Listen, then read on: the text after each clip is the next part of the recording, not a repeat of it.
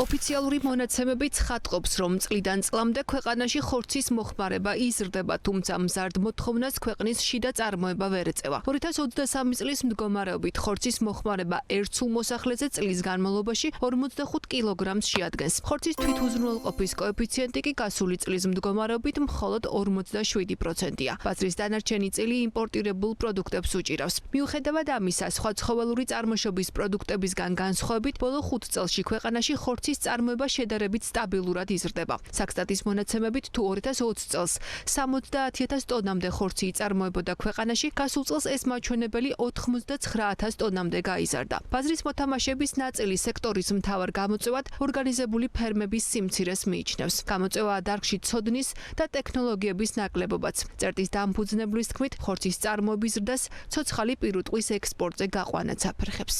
გონია რომ ერთ-ერთი ყველაზე დიდი გამოწვევა ეხა რატომაც დგას ამ მდგომარეობაში ქართული ხორცის წარმოება არის ზუსტად ეს, რომ ორგანიზებული ფერმები ქვეყანაში არ არსებობს და არის თითქოს ჩამოსათვლელი. მეორე კიდევ მნიშვნელოვანი ფაქტორი არის, რომ ძალიან დიდი რაოდენობით ცოცხალი პირუტყვი და განსაკუთრებით ის მცირეწონიანი, რომელიც უკვე უნდა გასუქდეს და შექმნას უკვე ასე ვთქვათ ხორცი, ამის ექსპორტი ხდება საკმაოდ დიდი რაოდენობით.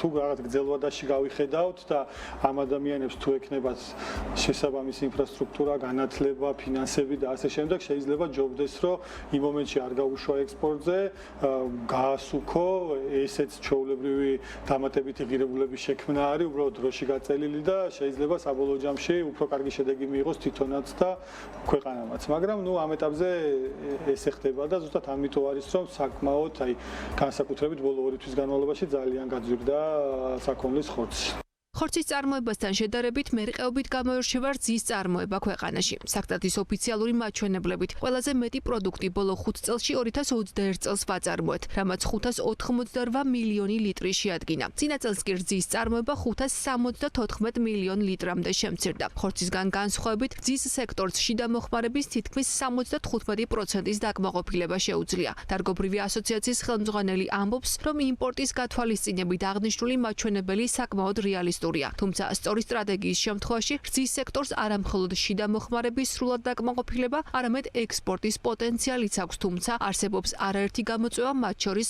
არალეგალური ბაზარი, რაც ლეგალური ბიზნესის განვითარებას აფერხებს. მართალია დღეს არსებობს კონკრეტული მექანიზმები, იგივე საგრანტო იქნება სხვა აწარმოებს საქართველოს და ასე შემდეგ, მაგრამ ეს საკმარისი არ არის. აქ კიდევ სხვა მნიშვნელოვანი ფაქტორი იჩენს ხოლმე თავს, როგორც არის თქვა არალეგალური წარმოება ყველის, თქვათ იგი არარეგისტრირებული ფერმები, გაუკონტროლებელი, ასე ვთქვათ, ნედლეული, ასე შემდეგ და ასე შემდეგ. ამიტომ ეს ყველა პრობლემა კომპლექსურად უნდა იქნეს გადაწყვეტილი, ნედლი ძალიან ძვირია ქვეყანაში.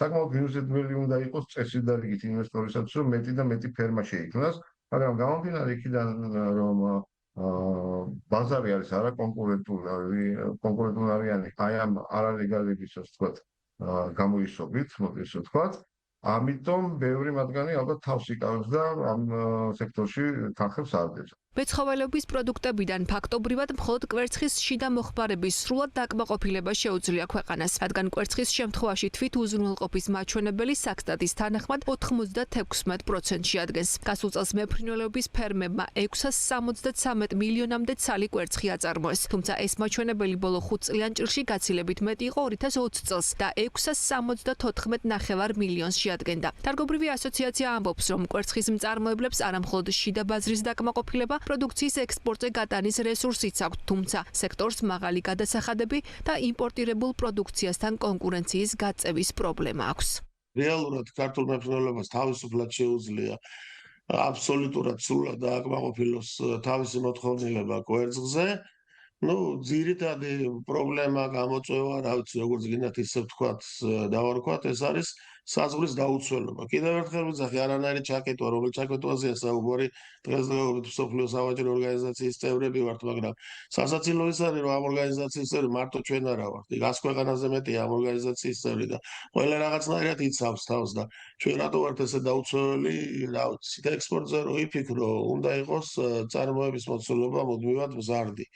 როცა შენ ქვეყანაში სხვა ქვეყნებს შემოაქვს, როცა არასამართლიანი ფასით შემოდის, ანუ რაც ჩვენ თვითღირებულება გვაქვს, რაც ჩვენ საქართველოში მომქმედი ტარიფებით, განსაკუთრებულად სისტემით გვაქვს თვითღირებულება, როცა იმაზე იაფად შემოდის კვერცხი იმპორტზე, ხო?